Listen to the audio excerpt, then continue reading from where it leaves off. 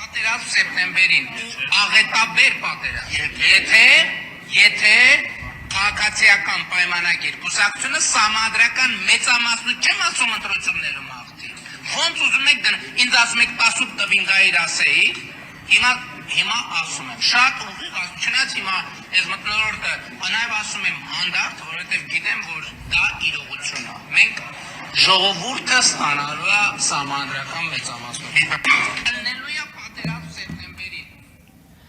Հաստատի սահմանադրական մեծամասնություն չեք ստացել, նույնիսկ 50 գումարած մեկ չեք ստացել, հա, հիմա քաղաքական մեծամասնություն ձևավորված է, բայց ինչպես Նիկոլ Փաշինյանն է ասում, սահմանադրական մեծամասնություն չեք ստացել։ Պարզ հարց։ Արդյոք սա նշանակում է, որ մի ամսից լինելու է պատերազմ, ընդ որում ավերիչ պատերազմ, եւ մենք հիմա բոլորս գնանք մեր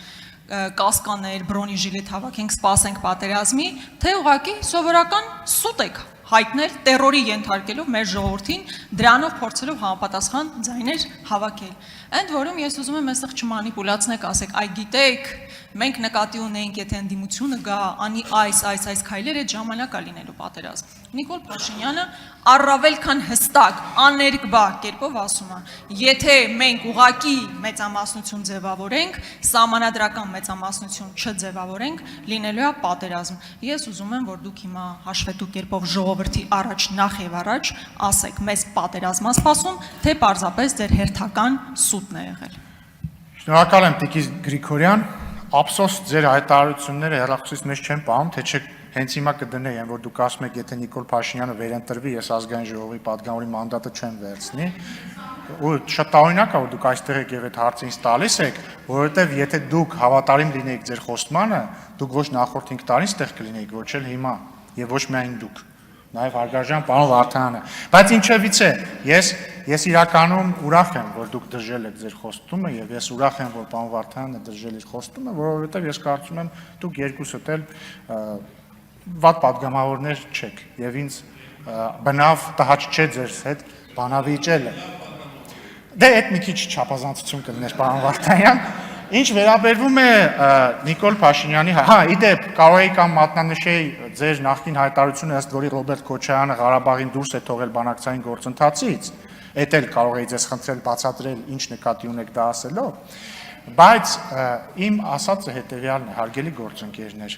բարեբախտաբար քաղաքացիական պայմանագիր կուսակցությունը ստացել է մեծամասնություն, ստացել է մանդատ կազմել կառավարություն։ Եթե դուք ուշադիր եք եղել քարոզարշավի ժամանակ, եւ սա ամենևին մանիպուլյացիա չի,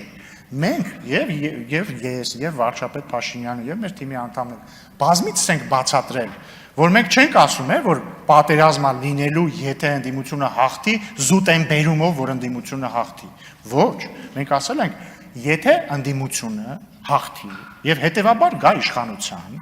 ընդդիմությունը իրականացնելու է իր ծրագիրը։ Եվ մենք ասել ենք, մենք տեսնում ենք ինչ է հայտարարում ընդդիմությունը, հիմա չկրկնեմ։ Եվ մենք ասել ենք, որ եթե ընդդիմությունը գա իշխանության եւ անի այն ինչ խոստացել է անել եւ հայտարարել, օրինակ վերանայել խաղաղության պայմանագիրը, վերանայել թրիփի շուրջ պայմանավորվածություն եւ այսպես շարունակ, ապա դա ակնհայտորեն եւ անխուսափելիորեն բերելու է պատերազմի։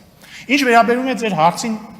հիմա ուղիղ պատասխան, ոչ սեպտեմբերին չի սպասվում պատերազմ։ Սեպտեմբերին չի սպասվում պատերազմ, որովհետև քաղաքացիական պայմանագիր կուսակցությունը ստացել է վստահ մանդատ շարունակել խաղաղության գործընթացը եւ մենք այն շարունակելու ենք եւ հաջողությամբ հասցնելու ենք ավարտի։ Այո, սահմանադրական մեծամասնություն չենք ստացել, ինչը կարող է մի փոքր բարդացնել խաղաղության ապահովման մեր գործը, բայց ամենևին չի կանխի դա եւ մենք Ես կարծում եմ, որ մեր ստացած մանդատը լիովին բավարար է խաղաղությունը անշրջելի դարձնելու համար։ Շնորհակալություն։ Արձագանք։ Պարոն Ռուբինյան, ինչ խոսք Սերդար Քլիչի հետ ձեր դիվանագիտական շփումների փորձառությունը ձեզ տվել է որոշակի հմտություններ հարցերին շրջանցելու տեսանկյունից, պետք է գնահատել, ինչը լավ է։ Մյուս տեսանկյունից իմ հետ կապված իմ հայտարարությունները, հետո դրանից հետո գործողությունները իմ եւ մեր ընտրողների հարաբերությունների տիրույթում են։ Այդ ձերը, երբ որ դուք մի ամբողջ ժողովրդի սպառնացել եք պատերազմով, ես վստահ եմ, որ բազմաթիվ են ընտրախախտումների հետ մեկտեղ էական նշանակություն ա ունեցել այս պատերազմի վախը, տերորը ժողովրդին։ Ընդ որում, սա բարոյական հարթության վրա է, ինչ առումով, որ այն ժողովուրդը, որ մի քանի անգամ սեպտեմբերին պատերազմ ա տեսել, դուք այդ նույն մարդկանց ասում եք, եթե մենք սահմանադրական մեծամասնություն չստանանք, լինելու է ավերիչ պատերազմ, չի ասում է ընդդիմությունը գա սա է անելու, պատերազմա լինելու։ Շատ հստակ է, պարոն Ռուբինյան, իմ հարցադրման մեջ ես ձեզ նաև հուշեցի ինչ չասել։ Ես գիտեի դուք ինչ եք ասելու։ Հայտարարությունը հստակ էր եւ դուք էլ ասում եք, որ հիմա պատերազմ չի լինելու, ինչը հերթական անգամ ապացուցում է, որ սովորական ստախոսներ եք, ով ժողովրդին մոլորեցնելով քվե է ստացել։ Շնորհակալ եմ Տիկին Գրիգորյան, ես էլ ուրախ եմ, որ ձեր այս 5 տարիների ընթացքում ինձ այդ շփումները ձեզ սովորեցրել են սուր հարցեր տալ, բայց ուրախ չեմ, որ չեն սովորեցրել, որ այդքան էլ բարեկիրճի մարդկանց ասել դուք ստախոսներ եք։ Կան ձևեր, օրինակ, ասել նույն միտքը առանց վիրավորական տոն օգտագործել։ Օրինակ, ասել դուք ճիշտ չեք ասում կամ ձեր ասածը չի համապատասխանում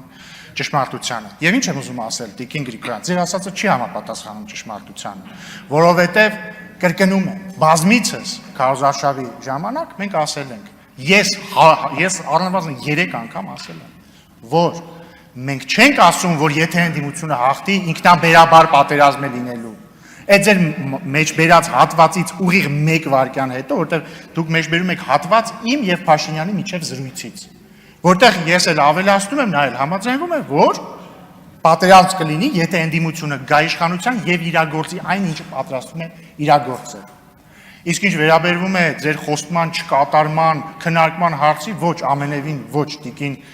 Գրիգորյան, մենք բոլորս հաշվետու ենք ոչ միայն մեր ընտրողների առաջ, այլ ամբողջ ժողովրդի առաջ։ Դուք չեք ներկայացնում միայն ձեր ընտրողներին։ Դուք տվել եք երթում, որ դուք ներկայացնում եք Հայաստանի ամբողջ ժողովրդին։ Նույն ձև էլ ես։